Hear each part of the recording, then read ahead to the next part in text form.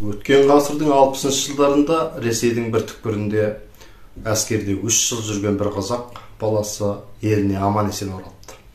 Әке-шешесі, туған-туыстары, бауырлар, көрші-қолаңдар бәрі жиналып ас беріп дәм көтеріпті. Сөйтсәгі бала дастархандағы бауырсақтарды саусағының ұшымен домалатып, «Що это такой сардомалақ» дейтін көрінеді. Орыстар арасында көп жүргендіктен өз ана тілін дәстүрін ұмытып қалған түр көрсетеді екен. Сонда Сәйіттің баласы өзің қай тілде оттап отырсың? Шаңыраққа бір қарап қойсайшы десе, ола, «Ой, батя, что такой шаңырақ» деп және қарайтын көрінеді. Сол есерлігіне күйіп кеткен әкесі, кеңнің аузын деп қолына ұстап, таянып жүрген таяғын алсап, басына бір қойыпты.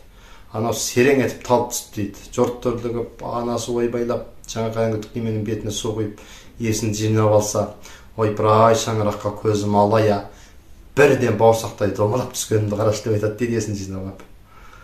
Сол сияқты осындай өзінің жаңағы шаңырағын ұмытып, өзінің тілін білмейтін, қағынан жерген сондай бір ұрпақ бір буын емес, 2-3 буын қалыптасып кетті. Соларды енді шаңырағын еске түсіретін біздің қазақтың мінез бар, алдыңғы толқын ағалар үзіліп қалды, жоғалып кетті, үстіп айтатын, керек болса басына бір салып қалатын. Бұның бәрі сол алдыңғы толқынның тәрбиесінің жоқтығы ғой. Алдыңғы арба қалай жүрсе, соңғы арба солай жүреді дейді.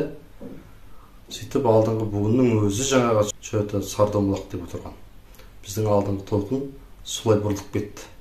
Сондықтан кейінгілерге, кейінгі толқынға сөгіс жоқ сияқты. Біз өзіміз көрсетуіміз керек, қалай жүретінімізді. Шаңырақтың не екенін, бауырсақтың не екенін, тілдің не екенін өзіміз көрсетпесек, оларға ешкім де көрсетпейді. Сіздермен болған өте жағасы қазақтың мінезі.